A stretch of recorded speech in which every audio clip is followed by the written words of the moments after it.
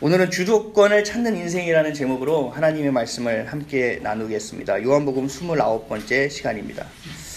혹시 큰 사고를 당해본 경험이 있으십니까? 아니면 죽을 뻔한 적이 있으십니까?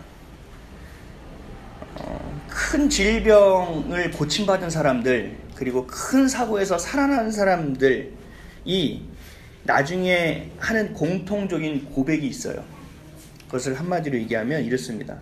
지금의 삶은 덤으로 사는 삶입니다. 그렇기 때문에 나를 위해 살아가던 삶을 버리고 이제는 주변을 돌보고 나눠주며 살아가고 있습니다. 많이 들어보지 않으셨어요? 그렇죠? 누군가 열심히 봉사하고 누군가 기부를 큰 돈을 막 쾌척할 때 가서 인터뷰를 해보면 대부분의 사람들이 이렇게 얘기합니다. 그렇죠? 저도 많은 것들을 하진 못하지만 예전에 제 차가 그 라이트를 치고 내려가지고, 요즘은 차는 시동 끄고 지나가면 이렇게 꺼지잖아요. 옛날 차는 그런 게 없었잖아요. 그래서 이렇게 가면 다음날 아침에 배터리가 다 닳아서 시동이 안 걸리는 거죠. 몇 번 그런 일을 제가 깜빡깜빡 잘해서 겪다가 어느 날은 누가 전화를 한 거예요. 밤에 11시가 넘어서. 그래서 아니 이렇게 사람이 경우가 없어. 11시가 넘는데 전화를 하는 게 이게 말도 안 되고, 이게 전화도 잘못 걸려. 이거 뭐 한잔하고 전화한 거 아니야? 그러다가 자꾸 전화 오길래 전화를 받았어요. 그랬더니 차 조명이 켜졌다고 와서 끄라는 전화였어요. 그래서 가서 그걸 끄고 아침에 시동이 걸리더라고요. 그래서 저는 정말 고마웠어요. 그 마음이. 그래서 그 이후로 어디 차에 불이 켜져 있는 차만 있으면 제가 무조건 전화를 합니다. 그게 너무 고마워서, 정말 고마운 마음이 있었기 때문에 어딜 가든 불이 켜져 있나 안 켜져 있나 이렇게 보고, 이게 습관이 돼버렸어요. 며칠 전에도, 지난주에도 제가 한 건 했습니다. 할렐루야. 네. 여러분들도 하시기 바랍니다. 그게 얼마나 그 사람에게 있어서 감사할 수 있는 일인지 몰라요. 내가 받았기 때문에 내가 줄 수 있는 몫이 생겨난 거거든요. 내 목숨을 내가 덤으로 받았다라는 것을 이 사람들이 인정했기 때문에 다른 이들을 위해서 살아갈 수 있었다라는 것입니다. 하나님은 이렇게 세상의 복보다 우리에게 신령한 복을 내려주실 때가 있지만, 거의 대부분 그런 복으로 채워지지만 기름진 세상의 복으로 채워주실 때도 있어요. 진리의 떡, 생명의 떡이 아니라 세상의 떡을 우리에게 주실 때도 있어요. 갑자기 많은 돈을 주실 때가 있습니다. 갑자기. 그리고 내 의사의 진단과 내 상태와 관계없이 하나님이 그 질병을 고쳐주실 때도 있어요. 그리고 좋은 학교에 합격시켜 주실 때도 있고, 이 세상에 기름진 것들로 하나님이 주실 때가 있다라는 거예요. 좋은 직장에 취업할 수 있게 해주실 때도 있고. 그래서 많은 사람들은 목숨을 덤으로 받았던 사람이 고백했던 것처럼, 이것은 내가 한 것이 아니라, 어떤 다른 노력에 의해서 된 것이 아니라 하나님이 주신 은혜에 의해서 된 것이기 때문에 이제부터 내가 하나님을 위해 살겠습니다 라는 고백들이 따라오게 된다라는 거죠. 그러니까 하나님이 우리에게 기름진 복을 허락하시는 이유 중에 하나라고 볼 수도 없습니다. 단 한 가지의 이유는 뭐냐? 하나님의 은혜에 대해서 이야기할 수 있는 길을 열어주신다라는 것입니다. 하나님이 우리에게 기름진 복을 허락하시는 단 한 가지 이유, 우리에게 생명을 회복하시는 이유, 세상에 기름진 것들을 부어주시는 이유, 단 한 가지 이유는 하나님의 일을 생각할 수 있는 기회를 열어주시기 위함이라는 것입니다. 하나님의 필요하시다는 기름진 복들도 늘 채워주신다라는 거예요. 하늘의 양식만 주신다라는 것이 아닙니다. 그래서 하나님은 이러한 것들을 주신 데 있어서 우리에게 하나님의 일을 생각하게끔 해주시는데, 그 하나님의 일이라는 것이 과연 무엇인가? 하나님의 일이라는 것은 우리가 어떻게 경험하고 어떻게 행해야 될 것인가에 대해서 오늘 하나님의 말씀을 한번 나눠보도록 하겠습니다. 첫째로, 주도권을 가지고 예수님을 믿어야 합니다. 많은 사람들이 무언가를 남기려고 해요. 그렇죠? 여러분들의 삶을 한번 돌아보십시오. 내가 무언가를 남기려고 하지 않는가? 내가 무언가를 이루려고 하지 않는가? 그래서 이런 속담도 있어요. 호랑이는 죽어서 가죽을 남기고 사람은 죽어서 이름을 남긴다. 무언가 남겨야 된다는 거죠. 그래서 우리 사랑하는 아이비 처치 성도 여러분, 여러분들은 무엇을 남기는 삶을 살고 계십니까? 무엇을 남기기를 원하십니까? 많은 사람들이 무엇을 남겨야 된다는 이게 강박관념을 가지고 사는 것 같아요. 그래서 늘 분주하게 살아갑니다. 그리고 힘쓰며 살아갑니다. 어떤 사람들은 얘기하다 보면 네이버에 자기의 이름을 검색할 때가 있대요. 내 이름을 검색해서 내가 이런 일들을 잘 해나가는지, 내가 했던 일들이 이렇게 어떻게 평가받고 있는지, 연예인들은 댓글 같은 것도 확인을 또 다 한다고 하잖아요. 그래서 저도 제 이름 한번 검색해봤어요. 그랬더니 이정도 가수라고 있더라고요. 가수. 그분이 제일 유명하신 분인 것 같아요. 어쨌든 많은 사람들이 내가 무언가 하고 있고 내가 무언가 하는 것을 남기고 싶어 한다라는 거죠. 일중독자들이 참 많아요, 세상에. 그래서 일중독자들은 사람들이 어떻게 하냐면요, 내가 일을 다루고 내가 이뤄가고 있고 내가 무언가 하고 있는 것처럼 보여지는데, 시간이 가면 갈수록 내 상황을 바라봤을 때 내가 그 일을 하는 것이 아니라 그 일이 나를 이끌고 가는 것을 알게 됩니다. 내가 이 일을 원해서 하고 좋아서 하다가 보는데 나중에 시간이 지나고 보니 그 일이 나를 끌고 가고 있는 거예요. 그래서 어느 순간 내가 그 일에 파묻혀 있는 나를 발견하게 되는 거죠.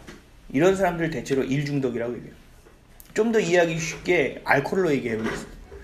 매일매일 외로워요. 매일매일 힘들어요. 힘겨워요. 하루하루 사는 게 사는 것 같지도 않아요. 그래서 위로받고 싶은데 어떤 누구도 나를 위로해주지 않아요. 그래서 밤에 홀짝홀짝 한 잔씩 하는 거예요.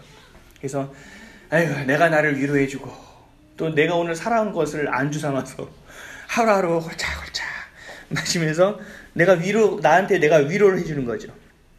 근데 어느 날 내가 정신을 차려보면 내가 술을 마시고 있는 게 아니라 어느 날 술이 나를 마시고 있는 것을 발견하게 된다는 거죠. 내가 무언가 이끌고 가고 있다고 생각하는데 나중에 보니 그것이 나를 이끌고 가고 있는 상황을 내가 맞닥뜨리게 된다는 것입니다. 주도권을 상실한 삶을 살아가게 된다는 거죠. 오늘 본문에서는 이렇게 말씀하십니다. 27절입니다. 다 같이 한번 읽겠습니다. 27절 시작. 썩을 양식을 위하여 일하지 말고 영생하도록 있는 양식을 위하여 하라.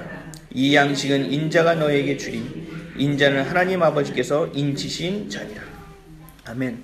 오늘 이 말씀은 우리에게 큰 화두를 던져줍니다. 우리는 먹고 살기 위해서 일을 해야 돼요. 반드시 해야 돼요.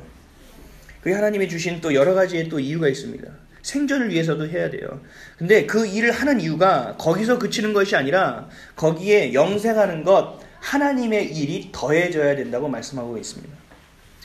이 일 저 일 어쩔 수 없이 하고 아니면 내 것을 남기기 위해서 쌓고 이루기 위해서 하는 것이 아니라 이 안에서 하나님의 말씀을 소유하고 이 안에서 하나님의 믿음을 믿고 이 안에서 그 말씀을 전하려고 하는 것이 해당되어야 된다는 거예요. 접붙임되어야 된다고 말씀하고 계십니다. 그런 삶에 하나님께서 인감도장을 다 찍어주셔서 우리를 하나님의 자녀로 인정한다라고 말씀해 주신다라는 겁니다. 인감도장은 여러분 가져다니면 별 의미가 없어요. 인감도장은요, 딱 찍혀져야지 그 다음부터 효력이 발생하는 겁니다. 하나님이 그런 사람들에게 그래 너는 내 자녀일 거야 라가 아니라 딱 도장을 찍어주심으로 인해서 우리가 인침받게 된다는 것입니다. 하나님의 자녀가 된다는 거예요. 하나님이 우리를 부르신 소명을 통해서 우리가 살아가는 이유와 목적을 발견하는 것뿐만 아니라 그것에 대해서 사명의 일을 감당해야 된다는 것입니다. 그런데 이런 것을 이해하는 사람들이 많지 않아요. 하나님이 나를 부르시고 하나님의 자녀 삼아주시는 것, 내 죄를 사해 주시는 것까지만 우리가 생각하지, 하나님이 주신 것 가운데 우리가 하나님과 함께 동행하고 하나님과 파트너되어 무언가 일을 이룬다는 것에 대해서 많은 사람들이 무지하고 인지하지 못하고 살아간다는 것입니다. 그래서 어떤 일이든 그 일에 대해서 만족을 느끼지 못하고 그 일에서 내가 갈급하고 그래서 자꾸만 그 일 속으로 빠져들어가게 되는 것입니다. 아마 예수님이 살아가던 시대에는 이 소명과 사명을 이해하기가 더 어려웠을 거예요. 그래서 사람들은 예수님이 이렇게 인침받는 삶, 하나님의 일을 하는 삶에 대해서 얘기했을 때 이렇게 묻습니다. 28절입니다. 다 같이 읽을게요. 시작. 그들이 묻되 우리가 어떻게 하여야 하나님의 일을 하오리까? 그렇다면 하나님의 일이라는 것이 대체 무엇이냐? 하나님의 일을 그래서 정확하게 얘기해 주십니다. 29절입니다. 시작. 예수께서 대답하여 이르시되 하나님께서 보내신 일을 믿는 것이 하나님의 일이니라 하시니. 아멘. 우리 삶 가운데 가장 중요하게 생각하는 하나님의 일이 뭐냐면 우리가 예수를 그리스도로 믿는 것이라는 겁니다. 사도행전 4장 12절에 다른 이로서 구원을 받을 수 없나니 천하 사람 중에 구원을 받을 만한 다른 이름을 우리에게 주신 일이 없음이라 하였더라. 아멘. 예수 그리스도 외에 우리를 구원할 다른 이름을 주신 적이 없대요. 오직 예수 그리스도가 유일한 길이라는 겁니다. 우리를 죄에서 건져주셔서 하나님의 자녀 삼으시는 일이 하나님이 생각할 때 가장 중요한 일이라고 말씀하고 계시는 것입니다. 하나님의 일이 바로 이것입니다. 이렇게 얘기했음에도 불구하고 사람들은 늘 불충분하다고 생각해요. 여러분 처음에 한번 기억해 보실래요? 모태신앙은 모르겠지만 예수님을 믿으면 구원을 받는다고 얘기를 들으셨죠. 그래서 예수님을 내 구주로 시인하죠, 입으로. 그랬더니 그게 다래요. 좀 황당하지 않으세요? 아니 이렇게 쉽게 되는 게 세상에 어딨어. 아니 뭐가 좀 더 단계가 1단계, 2단계, 3단계가 좀 있고 뭐 중급 코스, 고급 코스를 간 다음에 무언가 내가 테스트를 받고 통과가 돼야 내가 되는 거 아닐까? 이거 너무 쉬운 거 아니야? 라고 우리가 이야기한다는 거죠. 하나님의 일 가장 중요시하는 것은 이 고백으로 인한 삶인데 그 고백이 너무나 부족하다고 사람들이 생각한다는 것입니다. 오늘 예를 제가 한번 들어볼게요.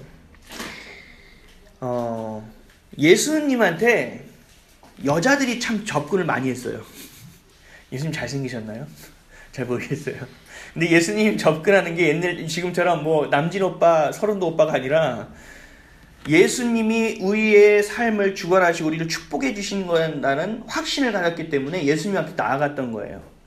그리고 그냥 나아가는 것이 아니에요. 우리 여인들의 특징이 뭐죠?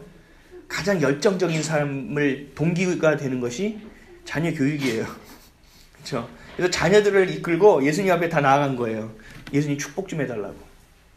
근데 당시에 여자와 아이는 계수되지 않는 거죠. 사람으로 여겨지지 않죠. 단지 남자의 자산 중에 하나입니다. 그랬던 사람들이 예수님 앞에 자꾸 나아가니까 제자들이 만류하는 거예요. 저리 가. 감히 어디를 자꾸 와가지고 저리 가. 그랬더니 예수님이 말씀하신 거죠. 야, 길을 터라. 여자들과 자녀들이 내 앞으로 나오게 하라. 그러면서 안수해 주시고 축복기도 해주시면서 이런 아이들 같은 순수함이 없다면 천국에는 갈 수 없다. 너희들이 영생을 얻을 수 없다. 라고 말씀하시니까 그 옆에서 잘 듣고 있던 한 청년이 있었어요. 그 청년이 갑자기 아이들이 막 있는 상황에서 예수님한테 무릎을 탁 꿇었어요.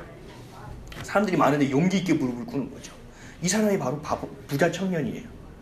예수님, 내가 11조 주자라고 금식도 하고 많은 것들을 하는데 내가 영생 받는 게 너무 부족한 것 같아요. 내가 천국 백성은 아직 되지 않은 것 같아요. 내가 이거 하나는 좀 불충분한데요? 좀 뭔가 나에게 메꿔주실 수 있는 무언가가 없습니까? 나도 이 아이들처럼 천국 가고 싶은데? 하고 묻는 장면이 나와요. 그 얘기가 바로 이 성경에 기록되어 있는 부자 청년의 얘기입니다. 마가복음 10장 17절에 예수께서 길에 나가실 때 한 사람이 달려와서 꿇어 앉아 묻자오되 선한 선생님이여 내가 무엇을 하여야 영생을 얻으리이까? 여러분들은 구원을 받았다고 생각하십니까? 여러분들은 영생을 얻었다고 생각하십니까? 영생은 뭐 영생교가 아니라 영원한 생명을 얘기합니다.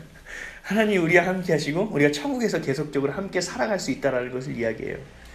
여러분들이 예수님을 믿는다면 여러분들에게 구원은 임할 것입니다. 아멘이십니까? 무언가 내가 더 해야지, 내가 이런 것 때문에 내가 구원을 받지 못할까라고 생각하는 것은 우리가 생각하는 틀 안에서 되어 있다는 거죠. 하나님이 생각하는 하나님의 일이 아니라는 것입니다. 우리가 구원을 받았냐고 물어보면 사람들이 그래서 생각해요. 표적이 있어야 된다. 이거는 불충분하기 때문에 무언가 내가 표적받은 것이 있어야 돼. 사인이 있어야 돼.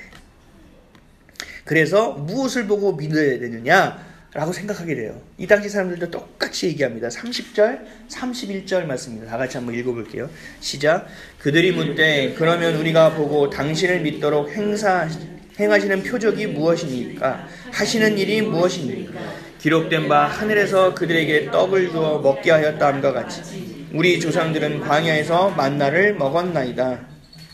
이게 되게 고상한 표현처럼 보이지만 고상한 게 아니에요. 당신이 그렇게 해서 구원하는 것이 하나님의 일이라고 이야기했다면 우리에게 뭔가 표적이 보여져야 되고 무언가 나타나야 되지 않겠습니까? 라고 지금 말씀하고 있는 거예요. 좀 더 제가 풀어서 얘기하면, 약간 오버해서 얘기하면 뭐냐면, 오병이어의 기적 하나 해주고 우리한테 믿으라고 얘기하는 거예요. 단 한 끼를 먹였다고 우리가 이것을 표적으로 삼아서 당신을 하나님의 아들로 믿어야 되는 거야? 라고 얘기하는 거예요. 우리 조상들은 광야에서 40년 동안 하나님이 하늘에서 내려진 만나를 먹고 살았어. 40년 동안 매일같이 만나를 먹였어. 근데 당신은 단 한 끼 오병이어의 기적을 이뤄준 것을 가지고 표적 삼아서 우리를 믿으라는 것이요? 이 표적이 전부요? 라고 이야기하고 있는 거예요. 그 정도 먹이는 것은 우리가 볼 때 그렇게 크지 않다라고 이야기하는 것입니다. 당신이 해결한 건 단 한 끼라는 거죠. 하나님은 40년 동안 끼니를 해결해 주셨는데, 당신이 말하는 표적은 하늘의 기적이라고 말하기는 좀 어렵습니다. 라고 하면서 비아냥거리고 있는 거예요.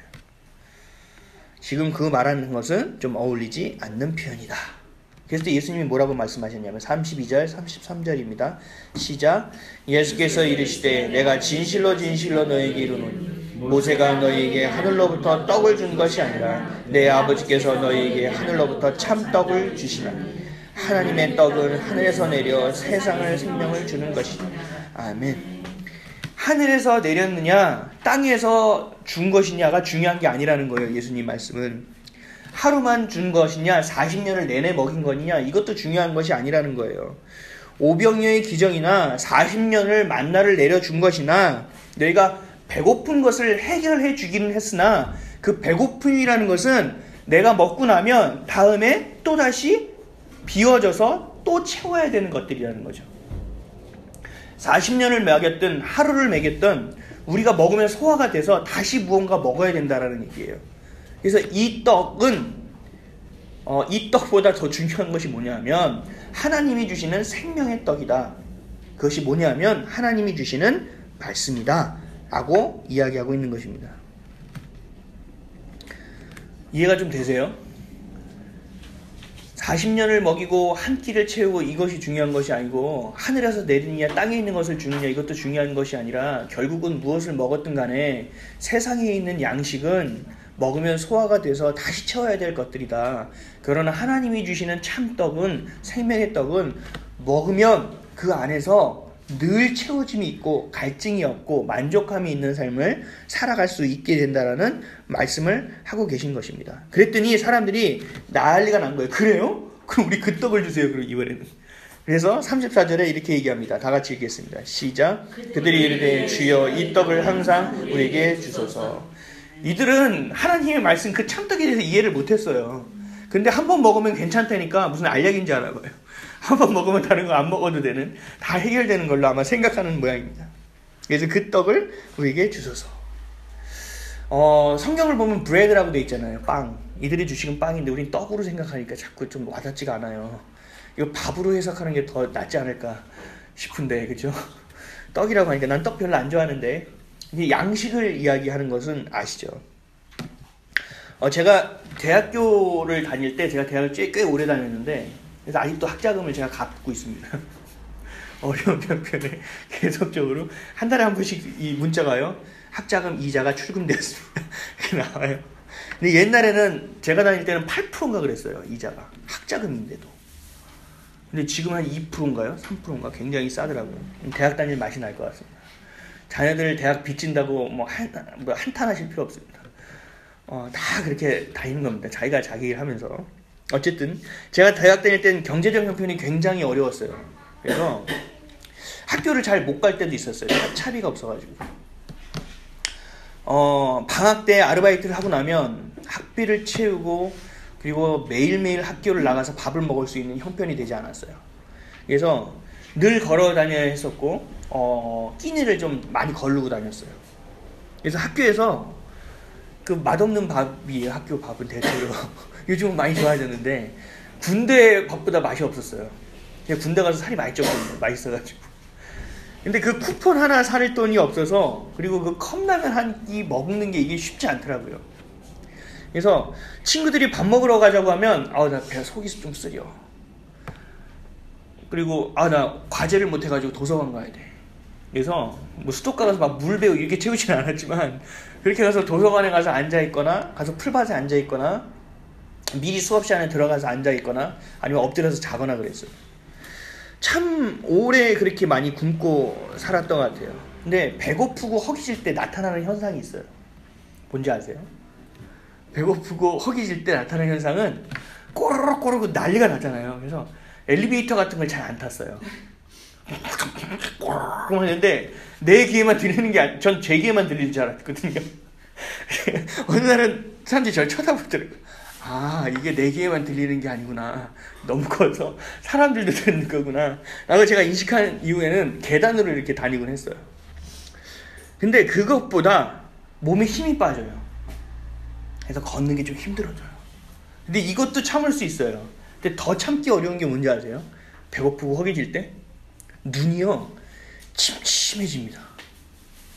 눈이. 제가 금식 기도를 잘 못해요. 몸이 허약 체질이라 두 끼만 굶으면 사람들이 얼굴이 안 좋다 그래요. 왜 그러세요? 무슨 일 있어요? 막 이렇게 돼 있대요. 근데 밥을 이렇게 제대로 안 먹으면 눈이 침침해가지고 앞이 잘 안 보여요. 눈을 이렇게 감고 있어도 계속 떴다 하면 잘 안 보여요.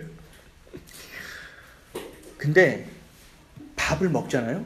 그러면 2숟갈, 3숟갈 먹으면 어떤 현상이 생기냐면 눈이 환해져요. 그래서 제 눈이 회복된 것 같아요. 잘 안 보여요. 7, 나비 뭐 이렇게 시력 검사하다가 1.2가 막 보이는 수준처럼 눈이 확 열려져요. 그런 거 혹시 경험해 보셨어요? 경험 안 해보셨나요? 밥을 안 먹고 허기지다가 밥을 먹으면 눈이 트인다고요. 환해져요. 정말 세상이 눈이 침침하다가 환해지는 것을 경험하게 됩니다. 그러니까 예수님이 주시는 참떡이 바로 이거예요. 전 이해할 줄 알고 얘기했는데 이해가 잘 공감이 안 되는 모양인데, 예수님이 주시는 참떡이 그래요. 복음이라는 것을 알게 되고, 예수님이 누구라는 것을 알게 되고, 내가 예수님의 자녀가 됐다라는 것을 알게 됐을 때 내 눈이 열린다고요. 내가 이렇게 살아가고 일에 매이고 저렇게 살아가고 분주하게 살아가고 무언가 남기려고 살아갔는데 이제는 그게 아니라는 것을 알게 된다는 겁니다. 내 삶의 주도권을 내가 가지고 가는지 알았더니 그래봐야 맨날 실망하고 망치는 인생이었는데, 이 주도권을 예수님이라는 분이 갖게 되는 순간 내가 더 찌질해지는 줄 알았더니 보니 완전히 인생이 역전되는 삶을 내가 살아갈 수 있구나라는, 내 정체성이 완전히 뒤바뀌는 삶을 경험하게 된다는 겁니다. 예수님을 만나고 예수님을 제대로 믿게 되면 내 삶이 바뀔 수밖에 없어요.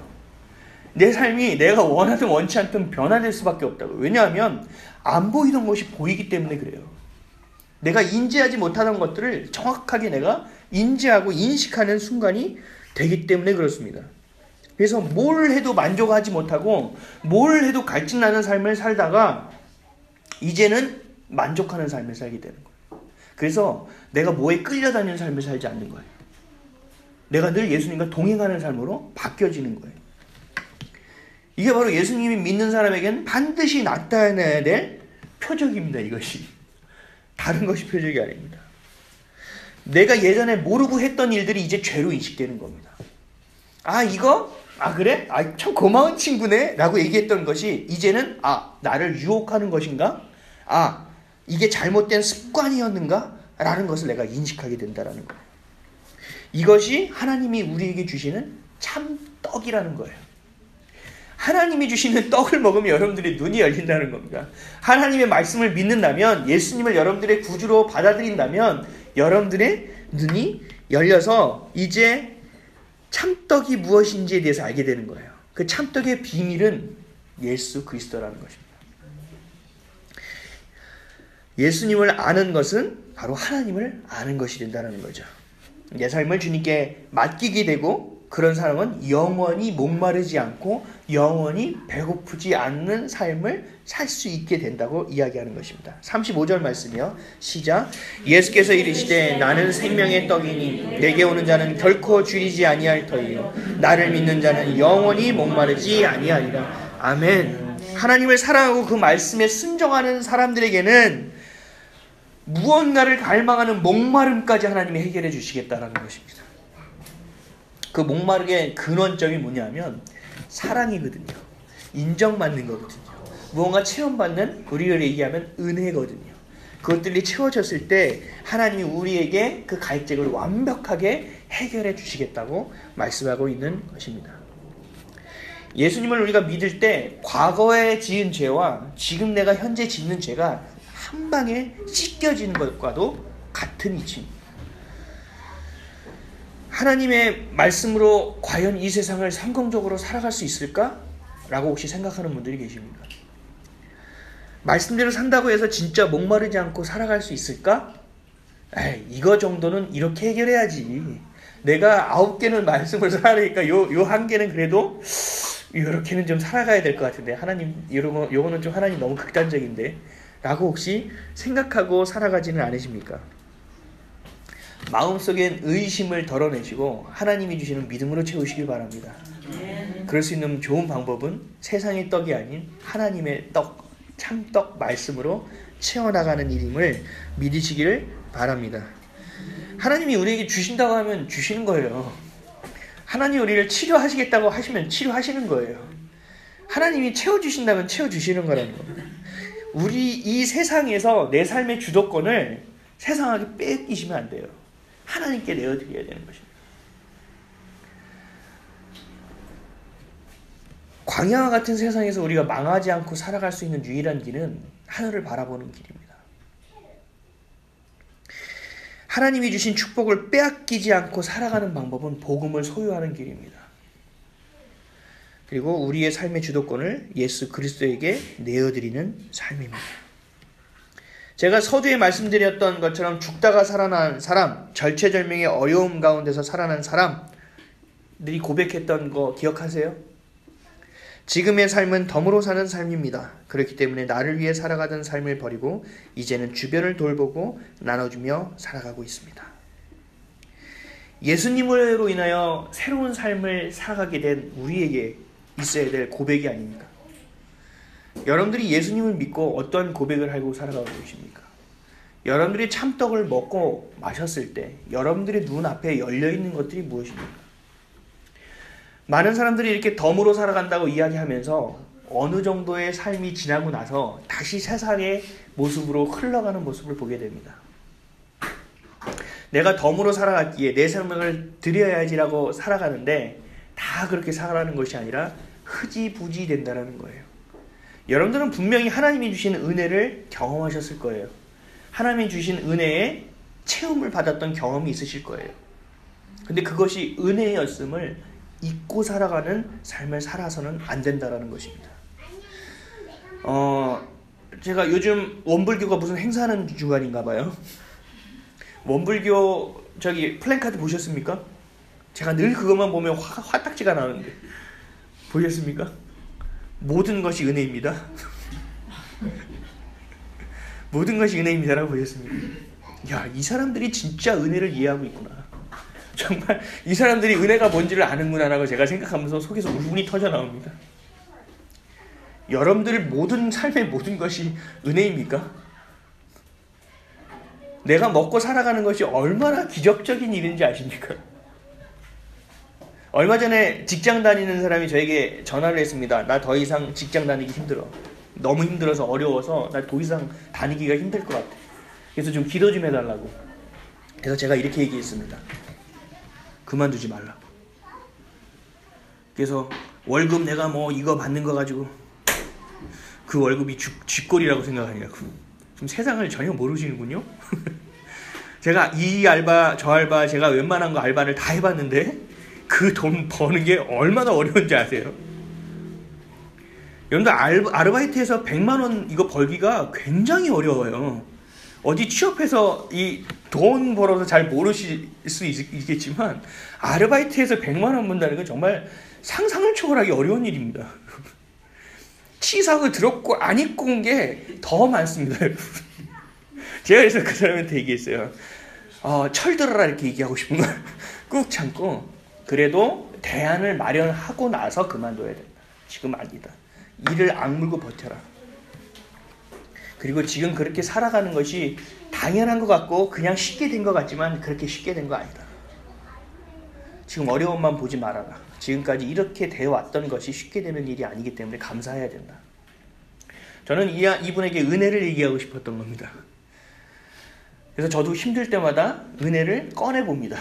하나님이 이렇게 하셨지. 하나님이 이렇게 해주셨었지. 그래, 내가 이렇게 배고픔도 하나님이 이기게 해주셨지. 그래, 이렇게 했는데 하나님 채워주셨지. 그래, 제가 여러분 주유소 갈 때마다 잊지 않고 하는 기도가 있어요. 세상에 5만 원을 주유했네. 5만 원을 주유했네. 여러분들 3,000원 주유해 본 적 있으세요? 제가 노가다를 찐 때 똥차를 몰고 다녔는데 그 노가다는 차가 있어야 다닐 수 있었던 거거든요. 3,000원 주유를 하고 다녔어요. 그것도 당당하게 그 캐시백 이거 포인트도 좀 해달라고. 아이씨, 그 아저씨들이 막 승질내요. 3,000원, 5,000원 이렇게 할 때. 근데 지금 제가 주유하면서 깜짝깜짝 제가 놀랍니다. 오늘도 5만 원 주유해. 내가 오늘도 7,000원짜리 밥을 먹어.